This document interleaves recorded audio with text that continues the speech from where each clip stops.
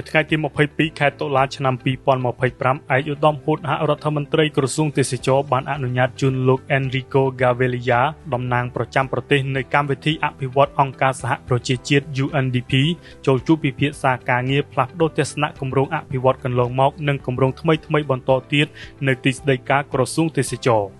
ឯកឧត្តមរដ្ឋមន្ត្រីបានសម្ដែងនូវការអបអរសាទរចំពោះលោក Enrico Gavilia ដែលបានចូលកាន់តំណែងជាតំណាង UNDP ប្រចាំព្រះរាជាណាចក្រកម្ពុជាកាលពីពេលថ្មីៗនេះឯកឧត្តមរដ្ឋមន្ត្រីក៏បានកោតសរសើរនិងថ្លែងអំណរគុណចំពោះ UNDP ដែលតែងតែឈរជាមួយក្រសួងទេសចរដើម្បីជំរុញការអភិវឌ្ឍវិស័យទេសចរដែលត្រូវបានរាជរដ្ឋាភិបាលចាត់ទុកជាវិស័យអាទិភាពប្រកបដោយភាពធន់និរន្តរភាពនិងបរិយាបន្នតាមរយៈគម្រោងអភិវឌ្ឍជាច្រើនកន្លងមក